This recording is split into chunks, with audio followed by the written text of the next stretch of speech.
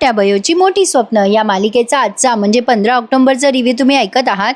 आणि प्रेक्षकांनो, आज आपल्याला मालिकेमध्ये फक्त फायटिंगचा थरार बघायला मिळणार आहे, त्यामुळे आजचा रिव्ह्यू ना आपला जरा छोटा झाला आहे। सुरुवातीला आपण बघतोय डॉक्टर शुभंकर या सगळ्या मुलांना मोटिवेट करत असतात। त्यांना त्या जगन्नाथ म्हात्रे ते जे पॉलिटिशियन आहेत ना, त्यांचं ऑपरेशन करायचे, त्यामुळे हे सगळ्या मुलांना सांगतात की हे ऑपरेशन तुमच्या आयुष्यातलं खूप महत्त्वाची केस ठरणार आहे। आणि या सगळ्या मुलांना म्हणजे मार्गदर्शन करून त्यांना सांगतायत की तुम्ही आता तयार आहात ना, आपल्याला काही झालं कुठल्याही म्हणजे प्रॉब्लेममध्ये आपल्याला पेशंटचा जीव वाचवायचा आहे म्हणजे वाचवायचा आहे। आणि हे सगळे मिळून शुभंकरांना म्हणतात येस सर, आम्ही तयार आहोत। इकडे या पोटे सरांनी त्या जे म्हात्रेंना मारायसाठी मारेकरी आलेत ना, त्यांना हॉस्पिटलच्या मागून एंट्री दिली आहे आणि त्यांना विचारतायत की तुम्ही काय गोळी झाडणार आहात का त्या म्हात्रेंवर। त्यावरती ते गुन्हेगार म्हणतात की नाही नाही, आम्ही असं मारणार आहोत त्यांना। आता ते चाकू वगैरे दाखवतात आणि काहीतरी ॲसिड का काहीतरी आहे प्रेक्षकांनो, मला कळलं नाही ते काय आहे त्या बाटलीमध्ये नेमकं। आता ते पोटे विचारतात हे कशाला आणलं। त्यातला एक मारेकरी म्हणतो आम्ही ते ऑपरेशन थिएटर जाळून टाकणार आहोत म्हणून आणलंय ते, आणि तू जर काही मध्ये मध्ये केलंस ना तर तुला सोडणार नाही। पोटे सर ऑलरेडी त्यांना घाबरलेले असतात, पण तरी सुद्धा कशाला रिकामे उद्योग करतात कळत नाहीत। पण आता ते म्हणतात चला चला मी तुम्हाला घेऊन जातो, मला काही करू नका रे बाबा हो। आणि आता पोटे सर मागच्या रस्त्याने त्यांना त्या हॉस्पिटलमध्ये एंट्री देत आहे। इकडे या म्हात्रेंवरती ऑपरेशन सुरू असतं। ते खूप मोठे पॉलिटिशियन आहेत, त्यामुळे पोलिसांची सिक्युरिटी सुद्धा दवाखान्यात रेडी आहे। आता आपण बघतोय की ते दुष्यंत सरांचा मुलगा अभिजात तिथे आलाय आणि विचारतोय सर काही प्रॉब्लेम आहे का। त्यावरती ते म्हणतात ॲक्च्युली आम्हाला आत्ताच कळलंय की इथे दवाखान्यामध्ये त्यांच्यावरती पुन्हा एकदा हमला होऊ शकतो, म्हणूनच आम्ही ही सिक्युरिटी जरा टाईट केली आहे। तुम्ही टेन्शन घेऊ नका, आम्ही आहोत। पण हा दुष्यंतचा मुलगा जरा जास्तीच घाबरट आहे आणि आता त्याला विलन म्हणूनच एंट्री दिली आहे त्यांनी प्रेक्षकांनो।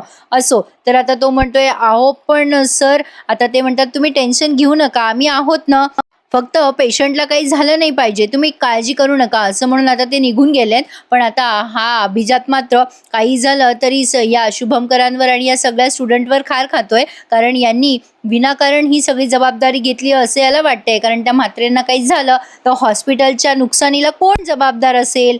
तर आता इकडे पोटे सर त्या रिसेप्शनिस्टला मुद्दाम बोलण्यामध्ये गुंगवत आहे आणि ज्यामुळे ते मारेकरी असे चुपचाप मागून चालले जातात आणि त्या मुलींचं लक्ष नसतं ना, म्हणून मग आता पोटे सर त्यांना रस्ता देतात मुद्दाम जाण्यासाठी। आणि आता इथे मध्ये त्यांनी ऑपरेशनचा थरार दाखवलाय प्रेक्षकांनो। आता हे शुभंकर सर त्या म्हात्रेंवरती म्हणजे त्यांना ऑपरेट करतात।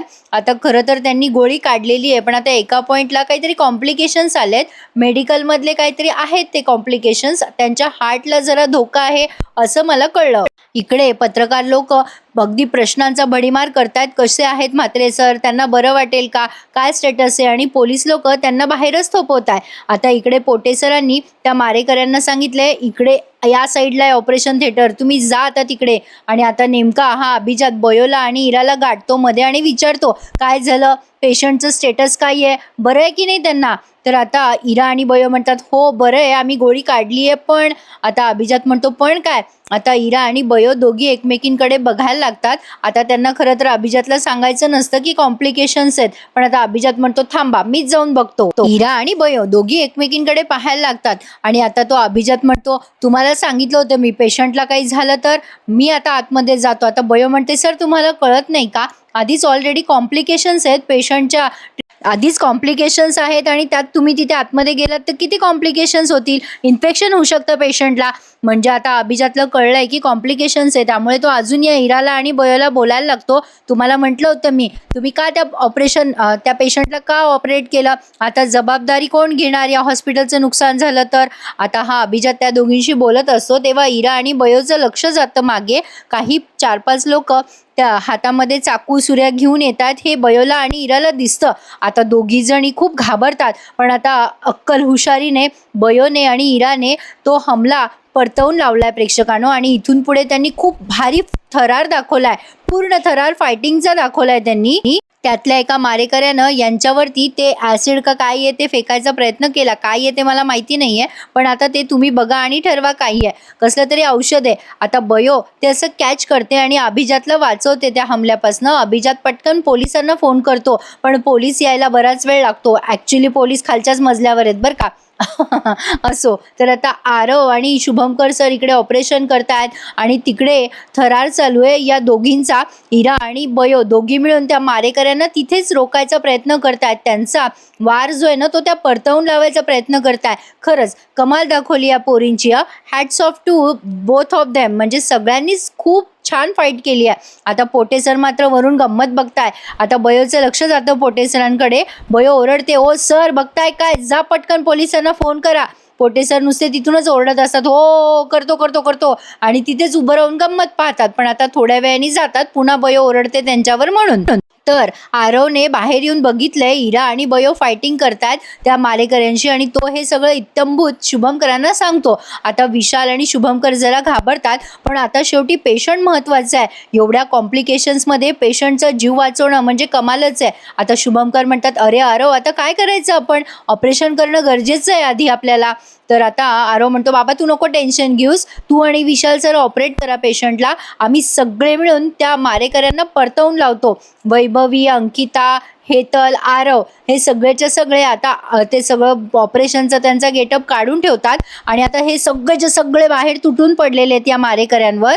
आता आधी तर त्यांनी असं दाखवलं की हे सगळे भारी पडतात त्या मारेकऱ्यांना आणि मग ते मारेकरी यांच्यावर भारी, म्हणजे आता अगोदर ते या सगळ्या पोरी मारत असतात त्यांना, पण आता ते गुंड या मुलींचे केस धरतायत, कोणी त्यांना मारायचा प्रयत्न करते. आता बयो ही सगळी सिच्युएशन छान हँडल करते. तिच्या लक्षात येतं आता आपण शक्ती प्रदर्शन करण्यात काही अर्थ नाहीये, कारण यांची शक्ती आपल्यापेक्षा जास्ती आहे. पोटे सर बघा तिथेच उभं राहून कशी गंमत बघताय.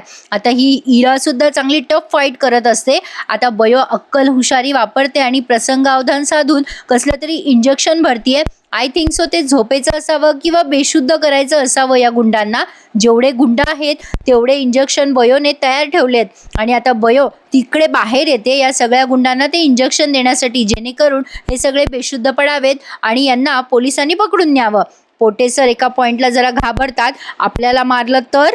असो, तर आता इराला मात्र एका गुंडाने चाकू दाखवलाय. आता बयो एक एक करून 3 गुंडांना म्हणजे धारा काय सांगता येईल आता बेशुद्ध करते. मला शब्द प्रॉपर आठवला नाही प्रेक्षकांनो. आता बयोने एक एक करून सगळ्याच गुंडांना तिथे बेशुद्ध केलेलं आहे, पण हा एकच गुंड असतो जो इरावर भारी पडत असतो. आता बयो जेव्हा त्या गुंडाच्या जवळ येते आणि हे सगळेच येतात, तेव्हा तो मुद्दाम इराच्या मानेला सुरा लावून म्हणतो, पुढे आलात तर हिला कापून टाकील. आता बयो आणि इरा दोघी एकमेकींमध्ये छान समन्वय साधतात आणि आता एकमेकींना डोळ्याने खुणवतात आणि आता पोटे सुद्धा तिकडनं हे सगळं बघतोय बरं का. आता बयो इराला खुणवते आणि इराच्या हातात एकदम कॅच देते त्या इंजेक्शनची आणि इरा ते इंजेक्शन त्या गुंडाच्या गुडघ्याला जोरात लावते आणि तो गुंड खाली पडतो आणि मग सगळं झाल्यावर पोलीस येतात. पोलीस या सगळ्या पोरींचं कौतुक करतात की तुम्ही खूप मोठं काम केलंय, या गुंडांना पकडून दिलंय तुम्ही, खरंच थँक्यू सो मच असं म्हणून आता ते निघून जातात. पण आता हे सगळेचे सगळे पोरं एकमेकांमध्ये आनंद साजरा करतात की ये आपण तो हमला परतवून लावला. खरंच कमालच झाली या सगळ्यांची. आता थोड्या वेळाने आपण बघतोय इरा आणि बयो दोघी जणी वॉशरूमच्या तिथे आहेत, समथिंग कुठेतरी आहेत त्या, आणि आता दोघींनाही नवलच वाटते, आपण काय फायटिंग केली नाही. बयो म्हणते, हो ना, देवी आईनेच आपल्याला शक्ती दिली, काय मारलं आपण त्या गुंडांना. इरा म्हणते, मला तर असं वाटत होतं की माझ्या अंगात काहीतरी संचारलंय, काय मस्त वाटलं नाही बयो. आणि आता आनंदाच्या भरात इराने पटकन बयोला मिठी मारली आहे आणि बयोला ते खूप आवडलंय. या दोघी जणी जर एकमेकींसोबत छान एकत्र सख्या बहिणी म्हणून राहिल्या तर किती छान राहतील ना प्रेक्षकांनो. तर या एका पॉइंटला इराला पण खूप छान वाटतंय बयोला मिठी मारून आणि बयोला तर अत्यानंद झालाय काय सांगू. आणि प्रेक्षकांनो दोघी आता एकमेकींना सावरत एकमेकींकडे स्माइल देतात बघून. असो, तर हा भाग त्यांनी इथेच पूर्ण केलाय. आज फायटिंगचा खूप थरार असल्यामुळे आजचा रिव्ह्यू जरा लहान झालाय.